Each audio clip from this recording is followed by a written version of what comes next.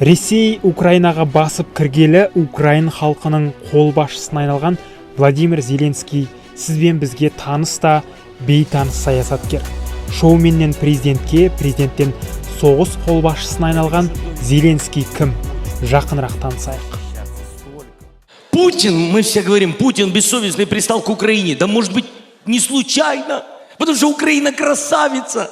44 жастағы Владимир Зеленский Украинадағы танымал комедиялық шоуда жұртты күлдіріп жүріп, еліндегі әділ сайлауда жеңіске жетті де президентке айналып шыға келді. Комедиялық шоулар арқылы елге танылған Зеленский саясатта еш тәжірибесі болмаған еді. Қазір ол Ресей басқыншылығынан жерінің әр бұрышын жанын салып қорғап жатқан бүкіл Украин халқының қолбасшысына айналды. Які завжди захищають свою землю і не віддадуть окупанту жодного клаптика цієї землі. Зеленский бірнеше жыл бұрын ғана «Слуга народа» деген сериал түсіріп, президенттің рөлін ойнап жүрген еді. Здрасте.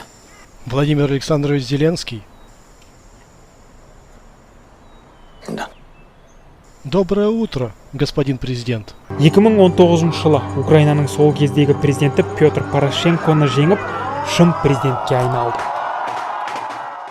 Зеленский президент болып сайланғанда Украинаның шығысындағы соғысты тоқтатам, жемқорлықты жоямын деп уәде берген еді. Бірақ Украина шынайы соғысқа тап болды. Украинадағы Зеленскийдің қарсыластары, тіпті батыс елдері, Ресейде Зеленский соғыс басталған соң елден қашып кетеді деп ойлады. Бірақ ол Киевтен кетпеді. ақш оны Киевтен эвакуациялауды да ойластырған. Бірақ ол мені алып кететін көлік емес, маған қару-жарақ керек деп елінен кетуден бас тартты. Енді сәл артқа шегініп Зеленскийдің өмір баянын шолып шығайық. Зеленский 1978 жылы оңтүстік шығыс Украинада еврей отбасында дүниеге келген. Орыс тілінде мектеп бітіріп, заңгер дипломын алған. Бірақ ешқашан заң саласында жұмыс істемеген. Оның орнына Зеленский шоу-бизнесті таңдады. 2000 жылдардың басында комедия тобын құрып, танымал шоуменге айналды. Оның комедиялық шоуларының бәрі саяси һәм әлеуметтік тақырыптарға арналды. Халық оның саяси әзілдерін сүйіп көретін. Зеленский шоуларында билікті, биліктегі жемқорлықты, олигархтарды да сынға алды. Есть другой вопрос. Можно ли воровать, но так, чтобы никто не заметил? Все пробовали, ни у кого не получилось. Ол Украинадағы «Танцы со звездами» шоуында жеңіске жетіп, шоу-бизнесте ойып тұрып орын алды. Дубляж саласында да танылды. Паддингтон аюдың бастан кешкендері фильмінде Паддингтонды украинша дыбыстады. Улыбаться не надо. Прекрасно. Для официального сайта можно улыбаться. 2015 жылы Зеленский «Слуга народа» деген сериал шығарды. Басты рөлді өзі сомдап, тарих мұғалімнен президентке айналды. Сериалда ол жемқорлыққа малынған билікке көп сын айтатын. Президент думает о медицине. А как я должен думать о медицине? Ну а как можно думать о том, чего у нас нет? Зеленский сериалдары, әзілдері арқылы халықтың көкейіндегі жемқорлық мәселесін көтере білді. Халық арасында танымал екенін түсінген Зеленский 2018 жылы «Слуга народа» деген партия құрып, артынша президент сайлауына түсетінін жариялады. Я иду в президенты Украины. Партия құрғанда, кандидатурасын жариялағанда ол халыққа жемқорлықпен күресемін деп уәде береді. Зеленский саясат әлеміне топ ете қалды және басқа саясаткерлер оны мүлдем қарсылас деп санамады. Оның әрбір сөзін әзілге айналдырды, мазақ қылды. Бірақ сайлауда Украин халқы Зеленскийді президент етіп сайлады. Президент Зеленскийдің жеңісі мұнымен аяқталған жоқ. Оның «Слуга народа» партиясы жоғарғы рада сайлауында да басым орынды иеленді. Зеленскийдің дұрыс жұмыс істемеген шенділерді жиналыстарда сөгіп, ұрысқан видеоларды да кең тарай бастады. Ярослав Миколаевич, вы выйдите отсюда. Выйди отсюда, розбійник ти. Плохо чуєш мене? Я вас спрашиваю, це ви? Вийдіть, будь ласка, будете на райадміністрації. Ол халыққа жағдай жасауға да тырысты. Зеленский президент ретінде Ресеймен біраз келіссөздер жүргізіп, Мәскеумен тұтқын алмасуға келісті. Осылайша ол Донбасс пен Луганскідегі қақтығыста ұсталған 200 украиналық солдатты босатып алды.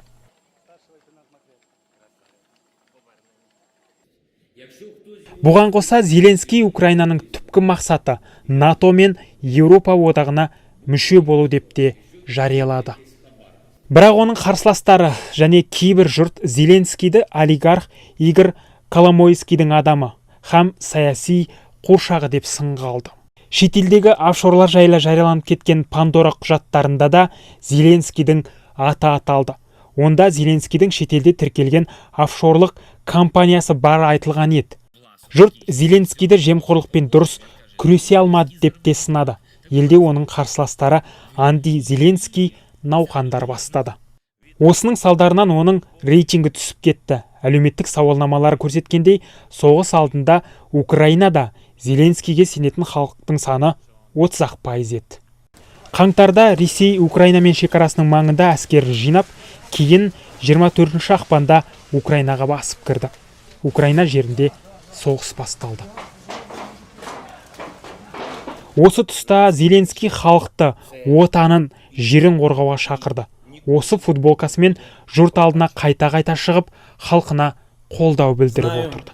Що вкидають зараз дуже багато різної інформації, дуже багато фейків. Зокрема, і про те, що нібито я поїхав з Києва.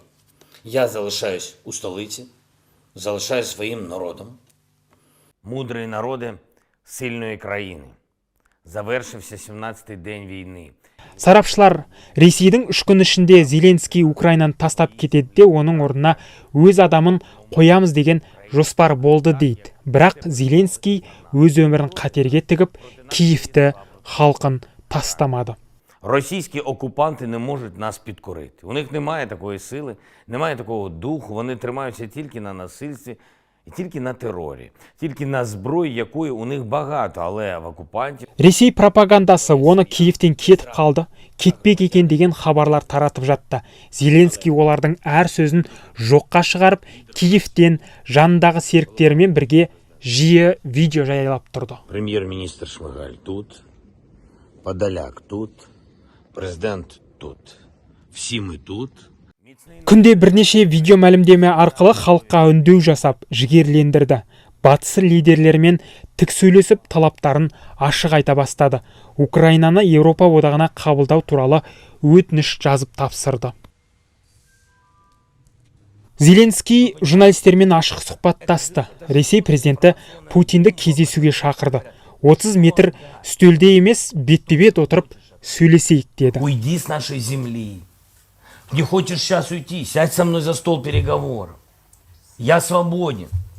Сядь со мной, только не на 30 метров, как с Макроном, Шольцем и так далее, как их принимают. Я ж сосед. ақш, Еуропа одағы және басқа да демократиялық елдерді Ресейге санкция салуға шақырды. Батыстан көмекті тартынбай, намыстанбай сұрады. Батыста Зеленскийге, Украин халқына қолдау ретінде Ресейді жан-жағынан санкциямен матап тастады. Қазір Ресей экономикасы 90-шы жылдардан бергі ең қиын шақты бастан өткеріп жатыр. Сарапшылар Ресей экономикасы бұдан әрі құлдырайды деп болжайды. Желтоқсанда ғана рейтингі түсіп, халық сенімінен айырыла бастаған Зеленский соғыста нағыз қолбасшыға айналып шыға келді. Оның қарсыластары, бұрын сынап жүрген оппоненттері Зеленскийдің жұмысына жоғары баға бере бастады. Дәл қазір Зеленский Украин халқының ғана емес, Ресей басқыншылығына қарсы тұрған әлемнің қолбасшысы болып тұр.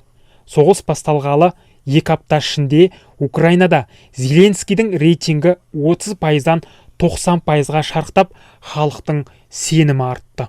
Ал Зеленскийдің өзі соңына дейін күресеміз, құл болмаймыз деп отыр. Зеленскийдей президенті бар Украин халқы да Ресей басқыншылығына тойтарыс береміз деп біледі. Әлеуметтік сауалнамаларда Украин халқының 90%-ы бұл соғыста жеңіске жететініне сенеді. Бұл сенімнің артында Зеленский тұр. Президент сайлауына түскенде соғысты тоқтатам деп уәде берген Зеленский тұсында Украина шын соғысты көрді. Бірақ Зеленский осындай қиын шақта халқын айналасына топтастыра алды. Шоуменнің де президент бола алатын, Ресей агрессиясына қарсы тұруға болатынын көрсете білді.